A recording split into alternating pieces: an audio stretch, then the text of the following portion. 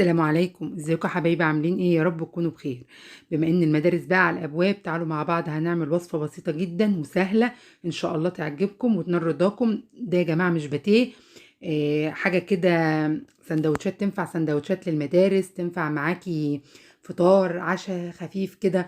وصفتها سهلة وبسيطة جدا، مورقة، طريقتها بسيطة وسهلة، مش هتفردي كتير ولا هناخد كمية زبدة كتيرة ولا أي حاجة. إن شاء الله تعجبكم وتنال رضاكم. شايفين شكلها؟ اللهم بارك. وده كله من 600 جرام دقيق بس. طلع معانا الكمية دي، طلع تقريبا بتاع 20 قطعة من 600 جرام دقيق بس. ما ورقناش، ما حطناش كمية زبدة كتيرة، ما تعبتناش في الفرد. ونتيجتها اللهم بارك. شايفين؟ هي واضحة قدامكم، بسيطة وسهلة جدا. بأقل الإمكانيات هتقومي تعمليها. وممكن كمان تخزنيها في الفريزر معاكي لوقت طويل. إن شاء الله هتنفعك وقت ما تعوزيها تطلعيها. هتنفع بقى معاكي لأولادك في المدارس إن شاء الله، بما إن إحنا داخلين على المدارس أو أيام الشتاء والكلام ده. إن شاء الله هتعجبك وتنال رضاكي. تعالوا بقى مع بعض نصلي على الرسول ونشوف الوصفة بتاعتنا دي عملناها إزاي وعملناها بإيه عشان تديك النتيجة بتاعتنا اللي انت شايفاها دي.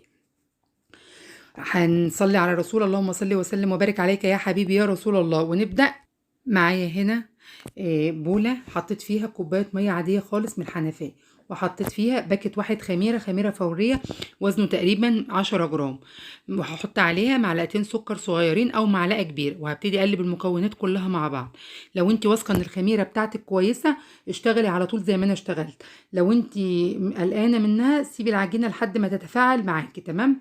انا هنا حطيت دلوقتي زي ما قلت لكم كوبايه ميه وباكت الخميره ومعلقتين اتنين سكر. اقلبهم كويس. الخميره بتاعتي طلعت فقاقيع زي ما انتم شايفين كده، انا عارفه ان الخميره كويس. هنزل عليها ب 600 جرام من الدقيق منخولين كويس جدا، دقيق متعدد الاستخدامات. اي دقيق عندك هينفع او يشتغل معاكي وهيبقى زي الفل. وهحط عليهم ربع معلقه ملح صغيره وهبتدي اقلبهم زي ما انتم شايفين بالطريقه دي. ابتدي بقى اقلبي المكونات كلها مع بعض. معايا كوبايه ميه كمان حطها جنبي، لان طبعا الكوبايه مش هتقضي الدقيق ده كله. فمعايا كوبايه تانية اهي، بحط منها شويه بشويه. هبتدي اقلب العجينه بتاعتي كويس جدا. اهم حاجه يا جماعه في الفطاير او المعجنات دي، انك تعجنيها كويس جدا، لان هي لا فيها زبده ولا فيها زيت في العجينه بتاعتها خالص، وانت عايزاها تبقى هشه وخفيفه معاكي. شلت المعلقه وهبتدي اشتغل بايدي كده، واعجني بقى كويس على قد ما تقدري. لمي العجينه بتاعتك على قد ما تقدري. هي خدت مني كوبايتين اتنين ونص بالظبط ميه، يعني الكوبايه اللي انتوا شايفينها دي وعليها كوبايه نص كوبايه ميه كمان. وكل دقيق بيختلف عن التاني. شايفين هنا كنت عجنتها. ابتدي بقى اشد طول ما العجينه معاكي بتشد كده والعرق بتاعها ما بتقطعش، اعرف ان هتديكي نتيجه كويسه. كده انا عجنتها كويس جدا من غير بقى ما اخمر ولا اركن ولا اي حاجه. خلصت عجين، هبتدي اكورها كور كده. حجم الكوره قد ايه؟ 50 جرام على الميزان، او من غير ميزان قد البيضه الصغيره. شايفين شكلها؟ ادي كده زي ما واضح قدامكم. ما حطيتش على اي حاجه ولا دهنتها اي حاجه. طلعوا معايا 20 قطعه زي ما انتم شايفين بالطريقه دي. كده كنت قطعتها كلها. هغطيها بقى واركنها على جنب ونكمل بقيه الخطوات بتاعتنا. معاكي بقى صينيه اي حاجه مسطحه كده نحط فيه. دي ربع كوبايه زيت، زيت نضيف ما يكونش بس ليه ريحه. وعليها ربع كوبايه زبده انا مفككاها مش سخنه خالص. ممكن تستبدليها بسمنه. لو انت حابه ممكن تستبدليها بسمنه. وهبتدي افرد العجينه بعد ما انا خدتها. اخد اول كوره عملتها وابتدي بس اوسعها كده شويه. مش هفردها، انا هوسعها بس. وقبل ما احطها في الصينيه دي بعصها كده سمنه من الوشين واركنهم جنب بعض. تخافيش، مش هيلزقوا ولا اي حاجه. زي ما انتوا شايفين بالطريقه دي. سهله، طريقه سهله وبسيطه جدا جدا، مش هتاخد منك دقايق. شايفين بالطريقه دي كده؟ اعمل بقى كل الكميه اللي معايا واقطعها كده. هنا كنت خلاص خلصت الكميه. شايفين بحط على بعضه ازاي؟ وهي برضو ربع كوبايه زبده وربع كوبايه زيت. ممكن تستخدمي سمنه لو انت حابه، بس مفيش غنى عن الزيت. دول كانوا اخر حاجه معايا. قطعتهم زي ما انتم شايفين هنا. بوريلكم ان انا حطاهم كلهم على بعضهم. شايفين كده؟ هغطيهم بقى وابتدي اعمل الحشوه بتاعتي. عايزه بقى الحشوه دي تبع ذوقك وتفضيلك كده. انا عندي هنا بواقي جبن زي ما انتم شايفين. دي جبنه سلطه على حته جبنه فيتا، حتتين لانشون كانوا في البيت. انت ممكن تحشيها لحمه، فراخ، نوتيلا، اللي يعجبك اشتغلي بيه. الحشوه دي تبع ذوقك وتفضيلك انت. ممكن كمان تضيفي على الحشوة دي فلفل اخضر، زيتون، تحطي عليها بشر جزر تعلي بقى القيمة الغذائية. عفوا. زي ما انتوا شايفينها كده، هنا انا كنت دمجت الجبنة بتاعتي كلها زي ما انتوا شايفين. وادي الفطاير بتاعتنا خلاص هشتغل ما خمرتهاش ولا اي حاجه، يا دوب على ما عملت الجبنه كانت هي خلاص ريحت جامد. هبتدي بقى اعصر الرخامه بتاعتي زيت او من نفس الصينيه اللي انا شغاله فيها، وافردها زي ما انتوا شايفين كده. اتقطعت منك، خرمت منك، ما تقلقيش خالص، ولا هيبان ولا تشغيلي بالك بيه. اشتغلي عادي، اهم حاجه تخلي بس السطح بتاعها خفيف كده، ان انت تشوفي سطح العمل بتاعك. زي ما انتوا شايفين كده، بتني الجنب ده على الجنب ده، بتني الجنب، باخد الجنب الاولاني على الجنب التاني واحط الحشوه في النص والفها رول كده، وانت بتلفي شدي. وادي النتيجه بتاعتها، شايفين؟ سهله وبسيطه جدا، مش هتدوخك في الفرد خالص.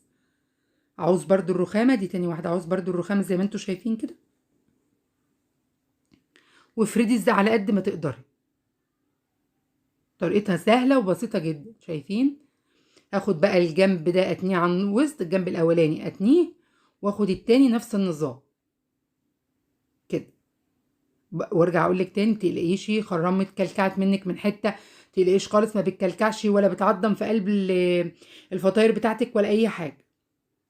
اقفلي بس على الحشوه كويس عشان ما تطلعش منك، وشدي كده وانت بتلفي شدي. وادي شكلها اللهم بارك، شايفين؟ اسهل كتير كتير من الباتيه. والله يا جماعه الفطاير دي لو انتوا جربتوها ما هتبطلوا تعملوها، طعمها حلو جدا، احلى من الفطير، سهله بسيطه. معايا هنا بقى صينيه مش مدهونه اي حاجه، وهبتدي ارص الفطاير بتاعتي فيه. دي كانت واحدة، كانت الإضاءة بس معكساني شوية فقلت أعمل لكم واحدة تانية. شايفين شكلها؟ فريدي بس رققيها على قد ما تقدري. وبرضه بقول لك لآخر للمرة المليون، ما تقلقيش لو اتقطعت منك، اشتغلي عادي جدا. هنقفل الجنبين، أهم حاجة تقفلي على الحشو بتاعك كويس علشان ما يسيحش في الصينية بتاعتك.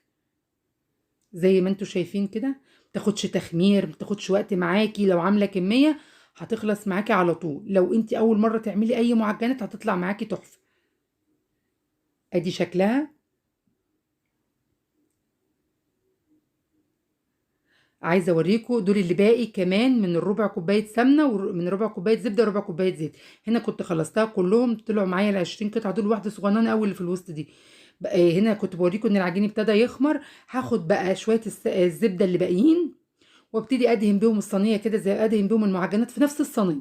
لو انت حابه تحطي بيضايه براحتك تدهني بقى الوش، انا حاولت ان انا ما اكلفش نفسي كتير، خدت اللي باقي من الصينيه بتاعتي. عايزه بقى تحطي عليها حبه بركه، تحطي سمسم، دي تبع اللي يريحك، انت مش عايزه حاجه خالص برضو براحتك. انا حطيت شويه حبه البركه وحطيت حبه سمسم عليها. في الوقت ده انا بشغل الفرن بتاعي سخن جدا على درجه 200، احطها على رف اوسط، لازم يكون الفرن سخن جدا يا جماعه. احطها على رف اوسط وابتدي كل شويه اقلبها. شايفين شكلها اللهم بارك؟ دي كانت بعد بالظبط تقريبا 5 دقايق كانت دخلت الفرن.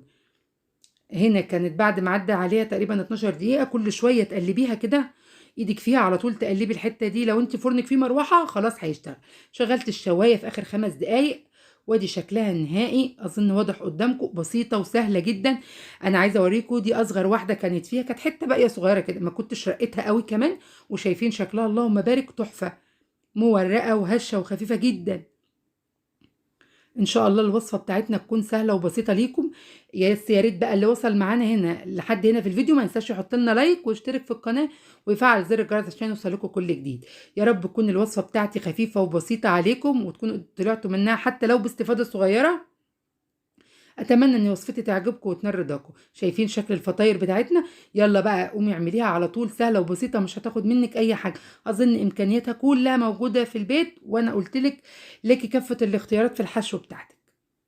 ان شاء الله الوصفه تكون بسيطه ليكم. اشوفكم على خير في فيديو جديد تاني ان شاء الله. مع الف سلامه.